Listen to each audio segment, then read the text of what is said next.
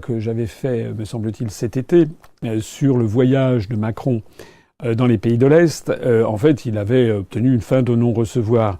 Ce qu'il faut savoir, c'est que la directive des travailleurs détachés, les directives, parce qu'il y en a eu plusieurs, avaient déjà été remises sur le tapis et il devait y avoir quelques petits ajustements. Alors, qu'est-ce qui a été, semble-t-il, annoncé?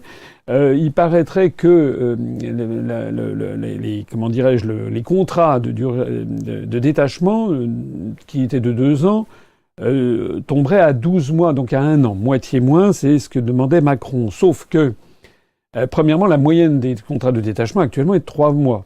Donc c'est pas une avancée extraordinaire. Deuxièmement, si j'ai bien lu les dépêches, il devrait y avoir la possibilité pour une entreprise de faire 6 mois supplémentaires. Donc ça fait 18 mois. Donc on est déjà quand même très loin d'une avancée spectaculaire. Troisièmement, il semblerait que ça sera mis en œuvre dans les 3 ou 4 ans. Si on dit dans 4 ans et demi, M.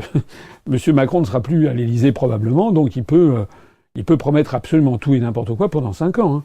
C'est d'ailleurs, au passage, une tactique minable que Macron a commencé à faire. On voit sur le remboursement, je crois, de certains frais comment dirais-je, de soins dentaires. Il avait annoncé ça. Maintenant, c'est repoussé à 4 ou 5 ans.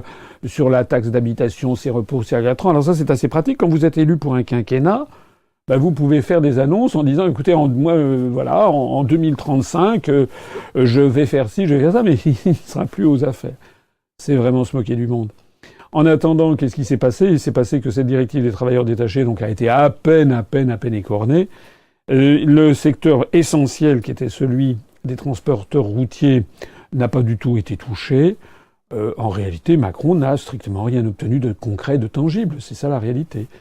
Donc ça donne une piètre image non pas de Macron, ça maintenant tout le monde est au courant que c'est un pantin, mais ça donne une piètre image de nos grands médias.